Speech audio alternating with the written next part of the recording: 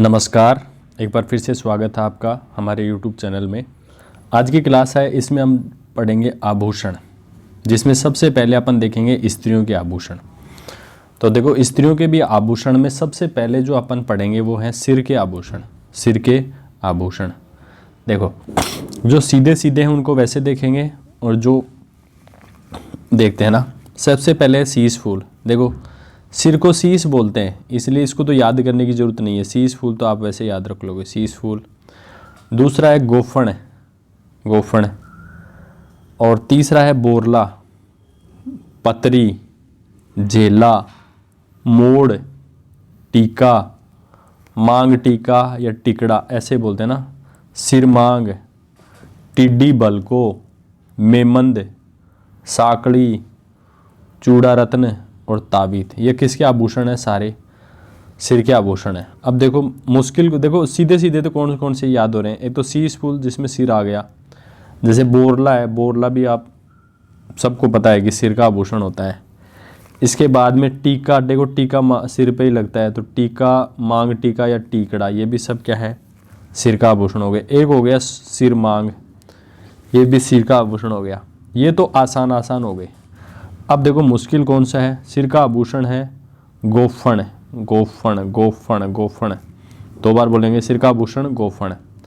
सिर का आभूषण एक है पतरी, सिर का एक आभूषण कौन सा है? पतरी। एक है झेला, झेला है ना। अगर किसी का दिमाग खराब हो जाए, सिर खराब हो जाए तो झेलना मुश्किल हो जाता है ना। एक है मोड़, झेला सिर में मोड़ है ना, सिर मोड़, सिर मोड़ है ना। एक है टिड्डी बलको, टिड्डी बलको, टिड्डी बलको भी कहाँ का आभूषण है? सिर का आभूषण है। एक है मेमंद, मेमंद, मेमंद, मेमंद भी कहाँ का आभूषण है? सिर का आभूषण है। एक है साकड़ी, साकड़ी, साकड़ी आदमी किसी को पहनानी है तो वैसे तो गले में पहना दिया है, ऐसे बोलते हैं ना, इसके सिर में साकड़ी डालो, तो साकड़ी। चूड़ा रत्न, देखो चूड़ा रत्न को गलती से भी है ना ऐसे मत से हाथ का आभूषण मत समझ लेना, सिर का आभूषण है ना। एक है तावीत, तावीत ये भी कैसा आभूषण है? सिर का आभूषण है। तो देखो आपको क्या क्या अलग है ये वो याद करना। सिर का आभूषण में देखो, एक तो गोफण, एक पतरी, झेला, मोड़ और टिड्डी बलको, मेमंद। देखो ये पूछा गया है मेमंद, मेमंद कहाँ का आभूषण है? टिड्डी बलको, ये भी बहुत अच्छा है। साकड़ी, ये भी बहुत अच्छा है। चूड़ा रत्न, तावीत, ये सब किसके आभूषण है? सिर के आभूषण है। नेक्स्ट देखते हैं कान के आभूषण। कान के आभूषण देखो, इसके तुरंत बाद अपन क्वेश्चन करेंगे तो और ज़्यादा समझ में आ जाएगा। देखो कर्णफूल, पीपल पन्ना, पीपल पत्र, मेमंद तो होता है देखो सिर का। एक पीपल पत्र, देखो जो गोला लगा दो उसको रखना है। झुमका, झुमका सबका पता है, झुमका कान में पहना, झुमकी है ना। फूल झुमका, ये भी झुमका हो गया। बजट्टी, देखो बजट्टी ये इम्पोर्टेंट है, ये कान का आभूषण है। ओगणियों, ओगणिया, ओगणिया कहाँ का आभूषण है? कान का है। बाला या बाली, कोई बाला या बाली लड़कियां बोलती है अक्सर ना, बाला या बाली कान में पहना जाता है। मोर फवर, मोर फवर, देखो मोर फवर भी कान का आभूषण है। जेला, जाले, ग्रासिया पुरुषों में प्रचलित हैं, ये भी कान के, जेला और जाले कान के हैं। देखो लटकन है तो लटकन कान में ही लटकेगी। नेक्स्ट है टोटी, टोटी देखो ये टोटी भी इम्पोर्टेंट है। देखो लटकन, टोटी, लूंग तो हो गई, लूंग तो नाक में भी पहनी जाती है, कान में भी हो गई। टोपस भी हो गए कान में। सुर लिया, सुर कहाँ से लेते हैं? कान से ही लेते हैं। जैसे किसी को सुर लेना है तो वो कान से सुर, सुर सुनेगा, गाना सुनना है तो कान से। एक है अंगोटिया, अंगोटिया। एक है जमेला, एक है पाटी सूलिया, ये सब कान के आभूषण है। तो इम्पोर्टेंट इम्पोर्टेंट कौन कौन से हैं देखो, एक तो है देखो कर्णफूल तो नहीं इम्पोर्टेंट है ना। दूसरा है पीपल पन्ना, पीपल पत्र, ये है इम्पोर्टेंट है। झुमका, झुमकी, ये भी कान के हैं। फूल झुमका। तीसरा है बजट्टी, बजट्टी, बजट्टी भी कान का आभूषण है। ओगणिया, नेक्स्ट है ओगणिया, ओगणिया भी कान का है। बाला बाली बोल बहुत कॉमन है। मोर फवर, मोर फवर भी कान का है। जेला, जाले, ग्रासिया पुरुषों में प्रचलित है। लटकन है तो ये कान का है। टोटी, टोटी भी कान का है। इसके बाद में लूंग हो गया, टोपस हो गया, टोपस, सुरलिया, सुरलिया सुर कहाँ से लेते हैं, कान से लेते हैं। अंगूठिया, अंगूठिया भी देखो इंपॉर्टेंट है। और नेक्स्ट है जमेला, और एक है पाटी सुलिया, पाटी सुलिया, तो ये पाटी सुलिया। तो देखो इंपॉर्टेंट कौन से, पीपल पन्ना, बजट्टी, ओगणिया, मोर फवर और लटकन, टोटी, अंगूठिया और पाटी सुलिया। ये कहाँ के आभूषण है, सारे कान के आभूषण है। नेक्स्ट है नाक के आभूषण। नाक के कौन कौन से आभूषण हैं, एक एक करके देखते हैं। नाक के आभूषण, नाक के आभूषण देखो, एक है भंवरा या फीणी, लूंग भंवरा, नथ, नकेसर, लूंग या लौंग, भंवरकड़ी, चौंप, चौंप, कोको, वेसरी, बोगली, खीवड़, नखफूल, तिल्ली, बालनी, कांटा। ये सब किसके आभूषण है, नाक के आभूषण है। अब देखो इसमें इंपॉर्टेंट सब हटके कौन से हैं। देखो ये पहला भी मान लेते हैं, भंवरा या फीणी, है ना। लूंग भंवरा, तो लूंग नाक में पहनी जाती है, लूंग कान में भी पहनी जाती है। नथ दी कॉमन है ना। नकेसर, देखो नाक से नकेसर बन रहा है, नाक से नकेसर, तो इसमें भी कोई खास बात नहीं है, नकेसर में भी है ना, नाक से नाक है इसमें भी ना। नकेसर हो गया, लूंग हो गया, लौंग हो, लूंग या लौंग एक है भंवरकड़ी, इसको इम्पोर्टेंट है। एक तो भंवरा फीणी, एक भंवरकड़ी, एक चौंप, चौंप तो नाक का है, चूंप दांत का है ना। एक है कोको, कोको भी नाक का है। एक है वेसरी, वेसरी भी नाक का है। देखो भोगली, भोगली है ना, नाक का है ये भी। एक है खीवड़, खीवड़ भी कहाँ का है, नाक का है। नखफूल देखो नाक आया है। तिल्ली, तिल्ली, एक है बलनी, कांटा तो होता ही होता है। नखफूल भी कर लेते हैं, नखफूल भी नाक का है। नखफूल तो क्या है, इसमें तो नाक आ ही रखा है, तो इसको मिटाओ ना। ये तिल्ली देख लेते हैं, तिल्ली भी नाक का है। बलनी, बलनी भी नाक का है। तो देखो नाक की इंपॉर्टेंट कौन से हैं, भंवरा या फीणी, दूसरा है भंवरकड़ी, चौंप, कोको, वेसरी। देखो वेसरी बहुत बार एग्जाम में पूछा गया कहाँ का आभूषण है। खीवड़, खीवड़ भी नाक का है। तिल्ली भी नाक का है। बलनी भी नाक का है। तो ये नाक के आभूषण हो गए। नेक्स्ट करते हैं दांत के आभूषण। दांत के कौन कौन से आभूषण हैं। एक है चूप, है ना, जैसे कुछ रखना हो हमें मुंह में, तो रखण, रखण कहाँ पे रखते हैं, दांत पे रखते हैं। एक है धास, मेख, तो देखो इंपॉर्टेंट कौन सा है, एक तो चूप हो गया, रखण का तो रखने की अपन ट्रिक याद कर ली। एक है धास और मेख, दोनों ये कैसे, तीनों कौन से हैं, दांत के आभूषण है। अब देखो गले के आभूषण कौन कौन से हैं। गले के बहुत सारे आभूषण हैं। देखो कौन कौन से आभूषण है गले के आभूषण। इसमें सबसे पहले आड़, झालरा गले का आभूषण है। थमड़ियों गले का आभूषण है। ठुस्सी गले के आभूषण है। बजट्टी गले का आभूषण है। हालरो गले का आभूषण है। खुगली गले का आभूषण है। रानी हार, जिसमें हार आ गया ना तो वो गले का है, हार। सीता रानी, हांसली, हंसली, हांसली, तिमणियों, बारली, कंठमाला, कंठमाला, चंद्रमाला, मणिमाला, मटरमाला, मांदड़ियो, चंपकली, तुलसी, कंठी, हमेल, रामनामी, गलपट्टियो, टेवटा या टेवटी, चेन, कंठी, निबोरी, मंडली, मोहरन, थम्मणियों, पचलड़ी। ये सब कैसे आभूषण है, कहाँ के हैं, गले के आभूषण है। अब देखो इंपॉर्टेंट जो अलग हैं गले के आभूषण कौन कौन से हैं। जैसे आड़, देखो गले को बोलते हैं नाड़, तो नाड़ में क्या पहनी जाती है, आड़ पहला। झालरा, झालरा, थम्मणियों, तो देखो गले में कोई चीज़ ठूंसी जाती है तो ठुस्सी। बजट्टी, एक हो गया हालरो, खुगली, रानी हार। अब देखो इनमें तो 3-4 में तो हार ही है, इसको तो याद ही नहीं करना है। हार का मतलब होता है है ना, हार, रानी हार, तो ये हो गया, हार भी हो गया। सीता रानी, सीता रानी गले में है। हंसली, हांसड़ी, हाँ देखो एक ये तिमणिया इंपॉर्टेंट है, तिमणिया कहाँ का आभूषण है, तिमणिया। बारली, बारली भी देखो, कंठमाला हो गया, मुक्तमाला हो गया, चंद्रमाला हो गया, मणिमाला हो गया, मटरमाला, हाँ देखो एक तो हो गई तिमणियों, एक है मांदड़िया, चंपकली, तुलसी भी गला खराब होने पे खाई जाती है, कंठी भी हो गया, हमेल हो गया, रामनवमी हो गया, गलपट्टी हो तो गला लिखाई है इसमें, टेवटा, टेवटी, चेन, कंठी, एक होगा निबोरी, देखो निबोरी भी इम्पोर्टेंट है, मंडली, मोहरन, थम्मणियों, पंचलड़ी, पंचलड़ी भी देखो इम्पोर्टेंट है। तो देखो तिमणियों, मांदड़ियों, चंपकली, निबोरी और पंचलड़ी, ये सब गले के आभूषण है, इम्पोर्टेंट याद रखना है और अपन बता सकें। अब देखो भुजा, मतलब भुजा में कौन कौन से आभूषण पहने जाते हैं, इस पे तो लिखा हुआ है बाजूबंद या उतरणों, भुजबंद में भी देखो ये लिखा हुआ है गले का, ये भुजा का आभूषण है।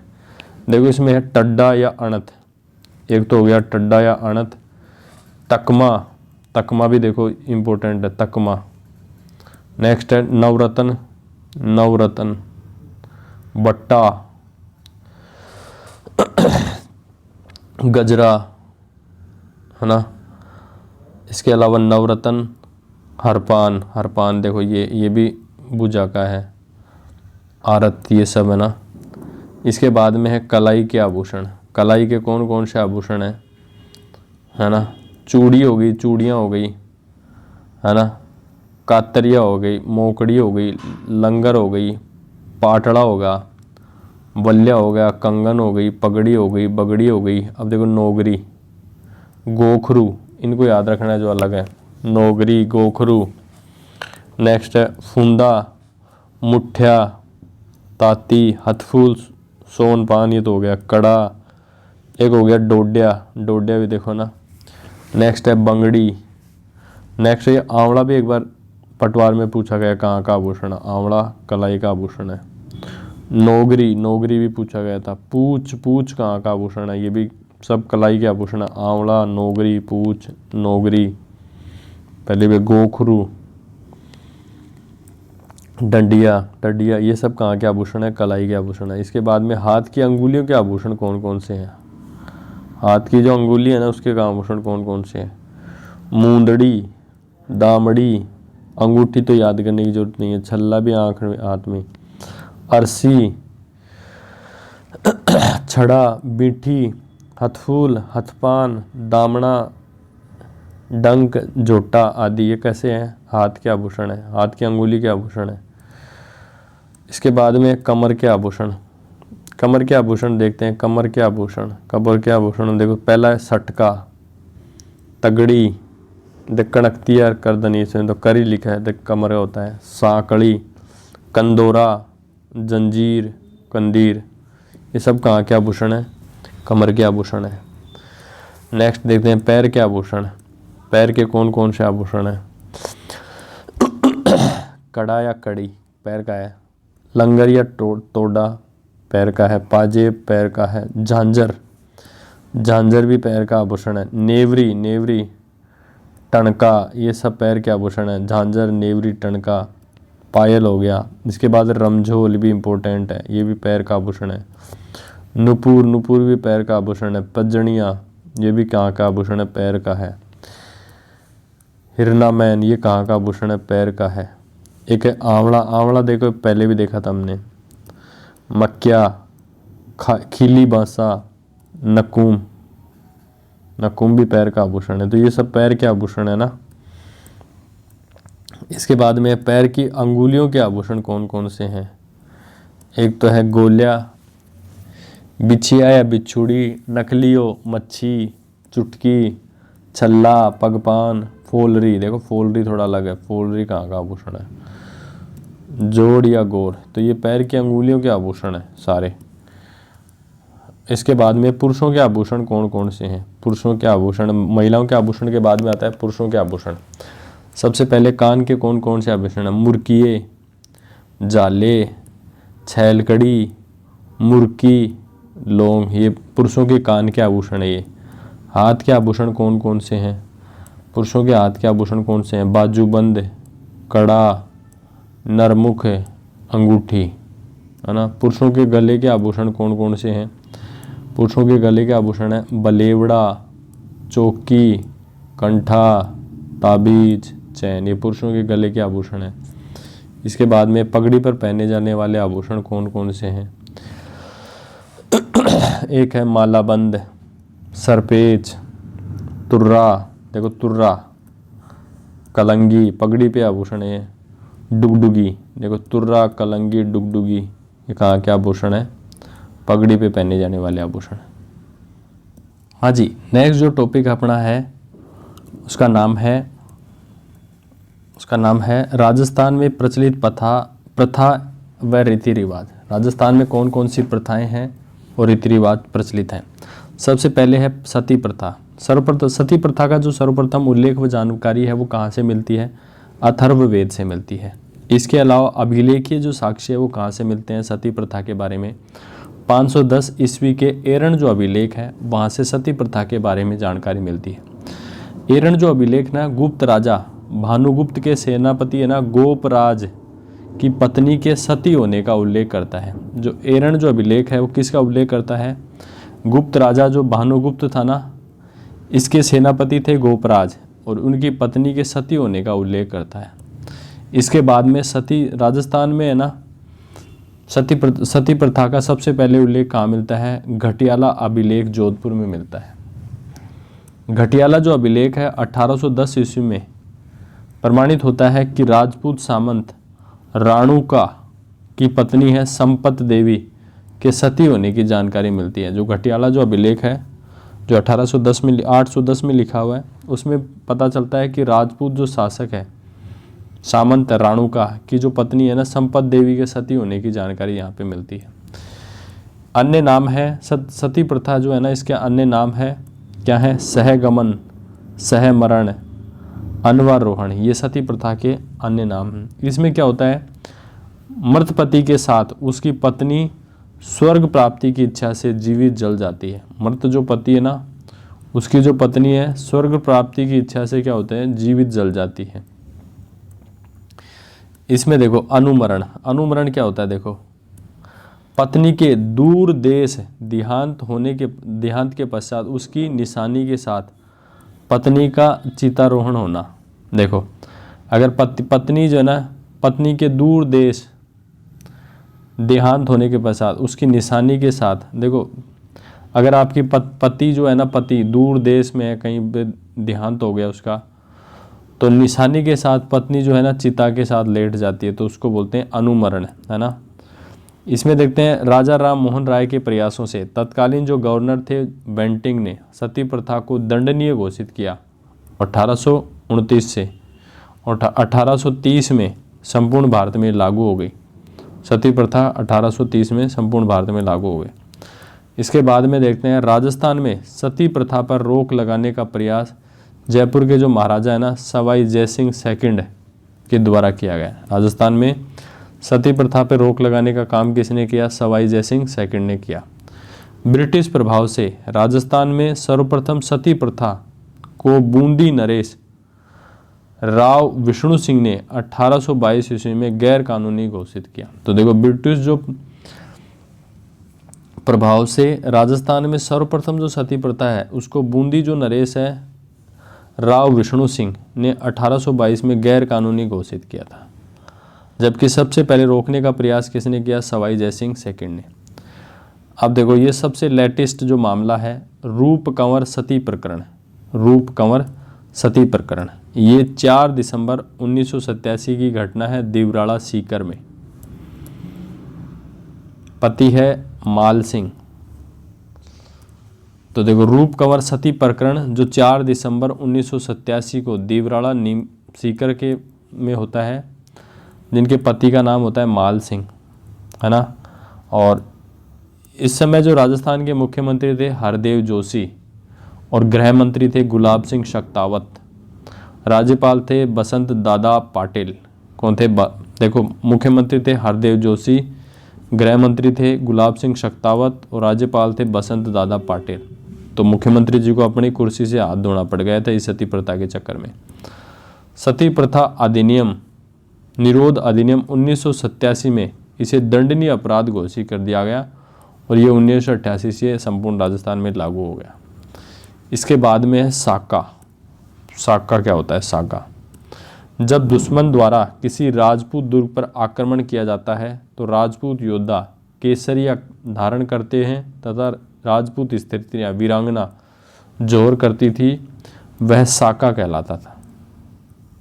हाँ, इन दोनों क्रियाओं में से यदि कोई एक क्रिया नहीं होती है तो उसे क्या कहते थे? अर्ध साका कहते थे। अब देखो केसरिया में क्या होता है? केसरिया में राजपूत जो योद्धा है पराजय की स्थिति में शत्रु पक्ष पर केसरिया साफा धारण कर अपनी मातृभूमि की रक्षा शहीद हो जाते थे, इसे ही हम क्या कहते हैं? केसरिया कहते हैं। जबकि जोहर क्या होता है? जोहर में होता है शत्रु के आक्रमण के समय राजपूत योद्धाओं के युद्ध से जीवित लौटने की कोई आशा नहीं रहती थी और न उसके दुर्ग का दुश्मन के हाथ से बचना संभव होता था। तो उस दशा में स्त्रियां जो हैं सामूहिक रूप से अपने धर्म और सतीत्व की रक्षा के लिए अग्निदाह करती थी, जिसे क्या कहते हैं? जोहर कहा गया।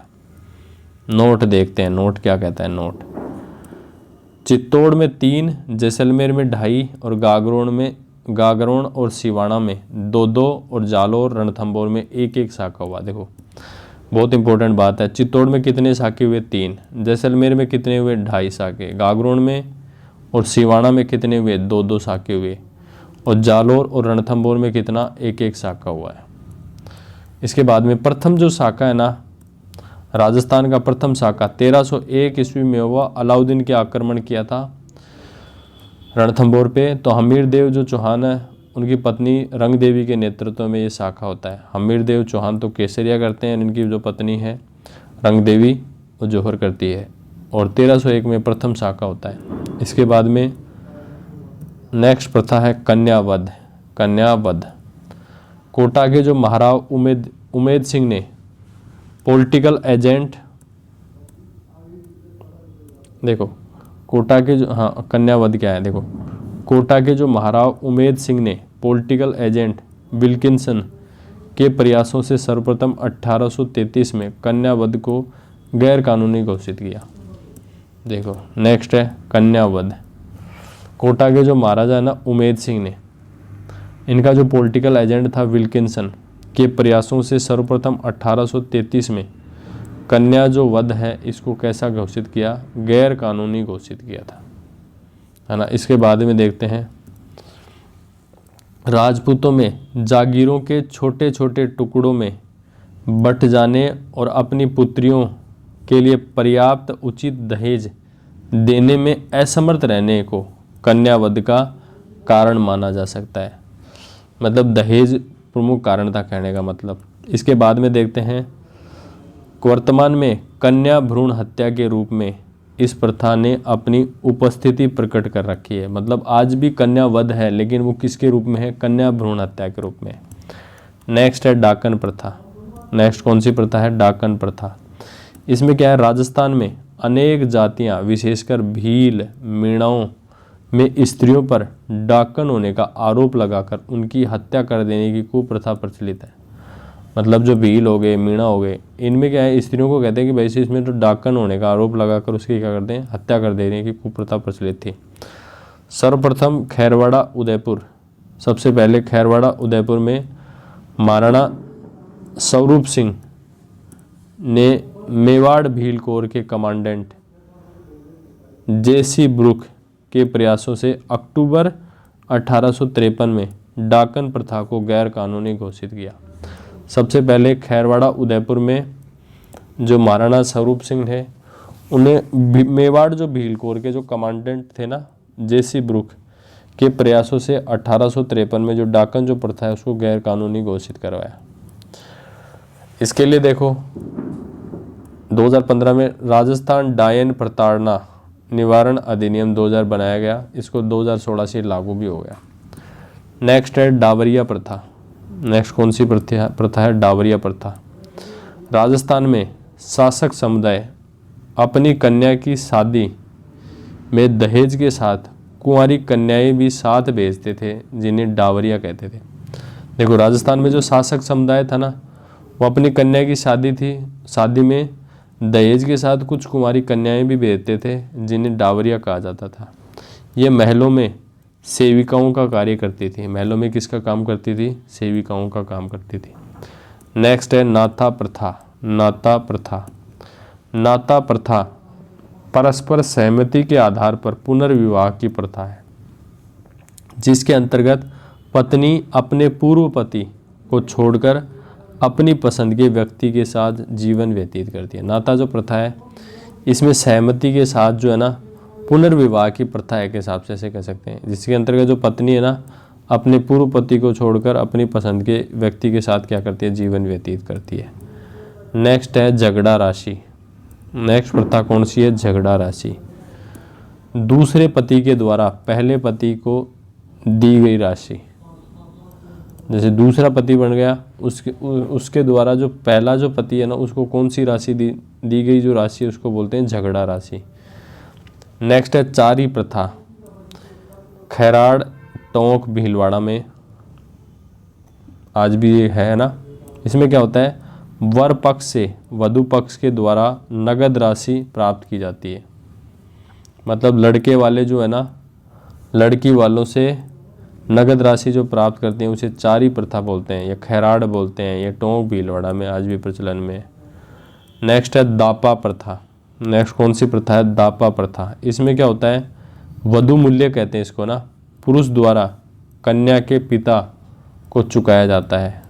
दापा, पुरुष जो है जो शादी करेगा वो कन्या के पिता को मूल्य चुकाएगा, उसको बोलते हैं दापा प्रथा। ग्रासिया जो जनजाति है उसमें ये दापा प्रथा आज भी प्रचलित में है। नेक्स्ट है समाधि प्रथा। नेक्स्ट कौन सी प्रथा है? समाधि प्रथा। इस प्रथा में कोई पुरुष या साधु महात्मा मृत्यु का वरण करने के उद्देश्य से जल में डूबकर या मिट्टी के गड्ढे में दबकर मृत्यु प्राप्त करता था। समाधि जो प्रथा होता है, कोई पुरुष हो गया या साधु हो गया या महात्मा हो गया, अगर उसको मृत्यु चाहिए, मृत्यु का वरण करना है, मृत्यु के वरण के उद्देश्य से वह क्या करता था? जल में डूबकर या मिट्टी के खड्डे में दबकर ना मृत्यु को प्राप्त करता था, उसको बोलते थे समाधि। देखो नेक्स्ट देखते हैं। सर्वप्रथम जयपुर के पॉलिटिकल एजेंट थे लुडलो के प्रयासों से सन 1844 में जयपुर राज्य में समाधि प्रथा को गैर कानूनी घोषित किया गया। तो जयपुर में पॉलिटिकल एजेंट थे लुडलो के प्रयासों से 1844 में जयपुर राज्य जो है ना, इसमें समाधि जो प्रथा है ना इसको क्या कर दिया गया? गैर कानूनी घोषित कर दिया गया। इसके बाद में है बाल विवाह, जो आज भी चल रहा है। अवयस्क स्थिति में विवाह जो होता है ना उसको बोलते हैं बाल विवाह। सर्वाधिक विवाह कहाँ पे होते हैं? बाल विवाह को राजस्थान में आखा तीज या वैशाख शुक्ल तृतीया को राजस्थान में सर्वाधिक बाल विवाह होते हैं। इसमें क्या होता है? देखो 1885 में जोधपुर रियासत ने बाल विवाह को रोकने का प्रयास किया। सबसे पहले बाल विवाह को किसने रोकने का प्रयास किया? 1885 में जोधपुर रियासत ने रोकने का प्रयास किया। इसके बाद में देखते हैं अजमेर के विख्यात समाजसेवी एवं इतिहासकार हरविलास जो शारदा है ना के प्रयासों से सन 1929 में बाल विवाह निरोधक अधिनियम, देखो ये काफ़ी इंपॉर्टेंट, बहुत एग्जाम में पूछा गया है। हरविलास जो शारदा के जो प्रयासों से 1929 में बाल विवाह निरोधक जो अधिनियम है वो पारित हुआ है। इसे शारदा एक्ट के नाम से भी जानते हैं। देखो कब पारित हुआ? हरविलास शारदा ने प्रयास किया 1929 में। देखो डेट ध्यान रखनी है, 1929 शारदा एक्ट। देखो इसमें क्या है? इसके अंतर्गत विवाह के समय लड़के लड़कियों की कम से कम जो आयु है 18 वर्ष और 14 वर्ष की गई। यह एक्ट 1 अप्रैल 1930 को समस्त देश भर में क्या हो गया? लागू हो गया। देखो इसमें देखो लड़के की तो 18 और लड़कियों की 14 वर्ष रखी गई थी, अब इसको भी और भी बढ़ा दिया गया। नेक्स्ट है बाल विवाह प्रतिषेध अधिनियम 2006, ये 2007 में लागू हुआ। बाल विवाह प्रतिषेध अधिनियम 2006 जो 2007 में लागू हुआ। इसके अंदर लड़के लड़के की जो विवाह की जो आयु है ना कैसे रखेगी, लड़के की तो 21 और लड़की की 18 वर्ष की गई। इसके बाद में नेक्स्ट बात करते हैं राजस्थान में रीति रिवाज। राजस्थान में कौन कौन से रीति रिवाज हैं इनकी अपन चर्चा करेंगे अब। तो देखो मनुष्य का जो जीवन काल है वो कितना वर्ष का माना गया है, 100 वर्ष का माना गया है। जैसे 4 आश्रमों में बांटा गया है, मनुष्य का जीवन काल कितना माना गया है, 100 वर्षों में माना गया। इसमें 4 आश्रम कौन से हैं, ब्रह्मचर्य आश्रम, गृहस्थ आश्रम, वानप्रस्थ आश्रम और संन्यास आश्रम। इसका जो उल्लेख है कहाँ पे मिलता है, छांदोग्य उपनिषद में मिलता है। किस में मिलता है, छांदोग्य उपनिषद में। संपूर्ण जो 4 आश्रमों का जो उल्लेख है वो कहाँ पे मिलता है, जाबालोपनिषद में, जाबालोपनिषद में मिलता है। सर्वश्रेष्ठ जो आश्रम है वो कौन सा माना गया है, वो गृहस्थ आश्रम को सर्वश्रेष्ठ माना गया है ना। अब देखो प्रमुख संस्कारों के अपन यहाँ पे सबसे पहले बात करेंगे। प्रमुख संस्कार कौन से हैं, सबसे पहले गर्भाधान। गर्भ धारण के समय समागम जो होता है ना उसको बोलते हैं गर्भाधान संस्कार। इसके बाद में है पुंसवन संस्कार। पुंसवन जो संस्कार है गर्भ धारण के 3रे महीने ये किया जाता है, पुंसवन संस्कार। इसके बाद में है सीमत्तोन्नयन संस्कार। गर्भ धारण के 4थे महीने से 8वें महीने के माह में जो संस्कार किया जाता है उसको बोलते हैं सीमत्तोन्नयन संस्कार। नेक्स्ट है जातक्रम। ये जन्म के बाद में होता है, जन्म के उपरांत ये संस्कार होते हैं जातक्रम। एक होता है नामकरण। जन्म के 10वें से 12वें दिन के बीच में ये नामकरण संस्कार होता है। नेक्स्ट है निष्क्रमण संस्कार। जन्म के 4थे माह में घर से बाहर जो निकालना होता है ना उसको बोलते हैं निष्क्रमण संस्कार। जन्म के 4थे माह में घर से जो बाहर निकालने का जो संस्कार होता है तो उसको बोलते हैं निष्क्रमण संस्कार। नेक्स्ट संस्कार है अन्नप्राशन। जन्मोत्प्रांत 6ठे माह में जो अन्नप्राशन संस्कार कराया जाता है, माता पिता द्वारा शिशु को घृत दूध दही खिलाना, ये कौन सा है, अन्नप्राशन संस्कार के अंतर्गत आता है ना। नेक्स्ट है चूड़ाक्रम या जड़ूला संस्कार। ये कब होता है, 1 से 7 वर्ष की आयु में केश का जो मुंडन करते हैं ना उसको चूड़ाक्रम या जड़ूला संस्कार कहते हैं। नेक्स्ट संस्कार है कर्णवेद। कर्णवेद मतलब कानों को बेधना। 6 से 7 वर्ष की आयु तक कान को जो छिदवाना है ना उसको बोलते हैं कर्णवेद। तो देखो 6-7 महीने से लेकर 6-7 वर्ष साल तक के काम कर सकते हैं। विद्यारंभ 5 वर्ष की आयु में अक्षर ज्ञान करवाना, उस संस्कार को बोलते हैं विद्यारंभ। इसके बाद में आता है उपनयन संस्कार। 8 से 12 वर्ष की आयु में यज्ञोपवीत धारण उसको बोलते हैं उपनयन संस्कार। नेक्स्ट है वेदारंभ। उपनयन संस्कार के बाद वेद पाठ कराना उसको बोलते हैं वेदारंभ। नेक्स्ट है केशांत। 16 वर्ष की आयु में दाढ़ी मूछ केश मुड़वाना उसको बोलते हैं केशांत। नेक्स्ट संस्कार है सीमावर्तन। गृहस्थ जीवन में जो प्रवेश है उसको भी बोलते हैं सीमावर्तन। नेक्स्ट है विवाह। विवाह मतलब गृहस्थ जीवन की शुरुआत जो है ना उसको विवाह कहते हैं। नेक्स्ट है अंत्येष्टि। मृत शरीर का अंतिम संस्कार जो होता है ना उसको बोलते हैं अंत्येष्टि या देहदाह बोलते हैं। अब देखो अन्य रीति रिवाज देखते हैं क्या क्या रिवाज हैं। एक है सुहावड़। सुहावड़ क्या होता है, नव प्रसूता स्त्री के लिए बनाई गई खाद्य जो सामग्री है ना उसको बोलते हैं सुहावड़। जो नई प्रसूता जो स्त्री है उसके लिए जो खाद्य सामग्री बनाई गई उसको बोलते हैं सुहावत। नेक्स्ट है विवाह संबंधी रिवाज। कौन कौन सी हैं विवाह संबंधी रिवाज। पहले ये सगाई। किसी लड़की के लिए लड़का रोके जाने की जो प्रक्रिया है ना उसको बोलते हैं सगाई। इसके बाद में होता है सावा या साओ। विवाह का जो शुभ मुहूर्त होता है ना उसको बोलते हैं सावा या साओ। नेक्स्ट आता है टीका। टीका मतलब विवाह निश्चित होने पर जो उपहार लड़की के पिता की ओर से लड़के के लिए जो भेजे जाते हैं उनको बोलते हैं टीका। नेक्स्ट है गोद भराई। गोद भराई, वर पक्ष मतलब लड़के वालों द्वारा वधु पक्ष लड़की वालों को दिया जाने वाले वस्त्र आभूषण जो होते हैं उसको बोलते हैं गोद भराई। क्या बोलते हैं? गोद भराई। नेक्स्ट जो इम्पोर्टेंट है चिकनी कोथली। चिकनी कोथली क्या होती है? वर पक्ष मतलब लड़के वालों की ओर से वधु पक्ष के लिए जो गहने कपड़े मिठाई दी जाती है उसे चिकनी कोथली कहते हैं। मतलब लड़के वाले किसको देते हैं? लड़की वालों को क्या क्या गहने कपड़े मिठाई, उसको बोलते हैं चिकनी कोथली। नेक्स्ट देखते हैं लग्न। लग्न विवाह के 3, 5, 7, 9, 11 दिन पूर्व जो लग्न पत्रिका है पुरोहित ब्राह्मण द्वारा तैयार की जाती है उसको बोलते हैं लग्न। नेक्स्ट है इकताई, वर वधु के कपड़ों का नाम लेना उसको बोलते हैं इकताई, है ना। नेक्स्ट है भात न्यूतना या बत्तीसी न्यूतना। भात न्यूतना या बत्तीसी न्यूतना, इस अवसर पर वर या जो वधु है, वधु की जो माता है, अपने पीहर वालों को निमंत्रण देने की कामना और सहयोग प्राप्त करने जाती है ना। तो उसको बोलते हैं भात न्यूतना। एक है बान बैठना। बान बैठना क्या होता है? गणेश पूजन के पश्चात हल्दी की रस में पीठी या उबटन लगवाने को बोलते हैं बान बैठना। नेक्स्ट है चाक पूजन।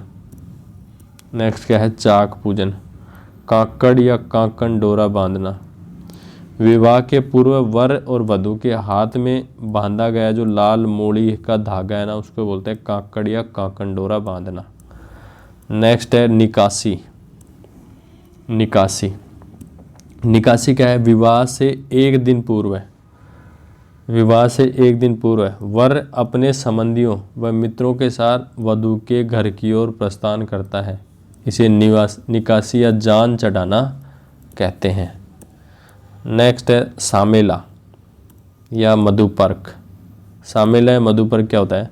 जब वर वधु के घर पहुंचता है तो वधु के पिता द्वारा संबंधियों का जो स्वागत है ना करना उसे कहते हैं सामेला या मधुपर्क। नेक्स्ट है ढुकाव। नेक्स्ट क्या है? ढुकाव। तो देखो वर जब घोड़ी पर बैठकर वधु के घर पहुंचता है तो उसको बोलते हैं ढुकाव। नेक्स्ट है तोरण। तोरण क्या है? तोरण, जब वर कन्या के घर पहुंचता है तो घर के दरवाजे पर बांधे तोरण को घोड़ी पर बैठे हुए ही छड़ी या तलवार से 7 बार छूता है तो तोरण एक मांगलिक चिन्ह है। तो इस प्रथा को बोलते हैं तोरण चिन्ह, तोरण। इसके बाद में है फेरे। फेरे, फेरे क्या होते हैं? अग्नि को साक्षी मानकर 7 फेरे लेना। 7 फेरों के पश्चात वैध रूप से विवाह जो है ना पूर्ण माना जाता है। इसके बाद में है हथलेवा। हथलेवा रस्म होती है। इस रस्म के अनुसार वर द्वारा वधु का हाथ अपने हाथ में लेकर अग्नि के चारों ओर घूमकर 7 फेरे लेता है, उसे ही बोलते हैं हथलेवा। कन्यादान, वधु के पिता द्वारा किया जाता है कन्यादान, है ना। नेक्स्ट है अगला है पगधोई। पगधोई, पगधोई क्या होता है? वर या वधु के पैर धोने की जो रस्म होती है ना उसको बोलते हैं पगधोई। जुआ जोई, ये एक प्रकार का खेल है जो शादी के बाद खेला जाता है ना। विदाई, विदाई के बाद वर वधु को विदा किया जाता है। विवाह के बाद जो है ना वर वधु मतलब लड़के लड़की को क्या किया जाता है? विदा किया जाता है, उसको बोलते हैं विदाई। शोक या गम की कुछ रस्में हैं जिसमें पहली है अर्थी या वैकुंठी। मृत्यु हो जाने पर शमशान घाट तक लकड़ी की सैया पर मृत व्यक्ति को ले जाना को क्या कहते हैं? अर्थी या वैकुंठी। इसके बाद में है पानीवाड़ा। सब यात्रा में जो शामिल जो व्यक्ति हैं उनको बोलते हैं पानीवाड़ा। एक है पिंडदान, आटे से बना लड्डू है ना उसको बोलते हैं पिंड। नेक्स्ट है बखेर। बखेर, व्यक्ति को शमशान घाट ले जाते समय उस पर कोड़ियाँ, रुपये, रुई आदि उछाले जाते हैं, इस रस्म को कहते हैं बखेर। नेक्स्ट है आघेटा। नेक्स्ट कौन सी रस्म है? आघेटा। घर और शमशान घाट की यात्रा के बीच दिशा परिवर्तन करना उसको बोलते हैं आघेटा। नेक्स्ट है मुखाग्नि या लोपा, अग्नि की जो आहुति दी जाती है उसको बोलते हैं मुखाग्नि या लो। कपाल क्रिया, देखो सबको पता है कपाल क्रिया, है ना। सातरवाड़ा, सातरवाड़ा, इसमें क्या होता है, अंतिम संस्कार होने के उपरांत अंत्येष्टि में गए व्यक्तियों द्वारा स्नान करना। जो अंतिम संस्कार होने के बाद में जो अंत्येष्टि में जो जो व्यक्ति गए हुए हैं ना, उनके द्वारा जो स्नान करना उसको बोलते हैं सातनवाड़ा। नेक्स्ट है फूल चुनना, फूल चुनना, दाह संस्कार के तीसरे दिन मृतक के संबंधी शमशान जाकर उसके दांत व हड्डियां एकत्रित करते हैं, जिसके बोलते हैं फूल चुनना। मुकाण या मोकाण, मुकाण या मोकाण, पड़ोसियों संबंधित परिजनों द्वारा परिवार के लोगों को धैर्य बंधवाना, उसको बोलते हैं मुकाण या मोकाण। नेक्स्ट है मोसर, 11वें 12वें दिन मृतक के परिजन अपनी जातीय संबंधियों को भोजन करवाते हैं, जिसको क्या बोलते हैं मोसर। एक होता है जोसर, जोसर जीवित अवस्था में भोजन करवाना, उसको बोलते हैं जोसर। नेक्स्ट है श्राद्ध, श्राद्ध क्या होते हैं, कब आते हैं, आश्विन माह में जिस तिथि को व्यक्ति की मृत्यु हुई थी उसी तिथि को ये श्राद्ध बनाए जाते हैं।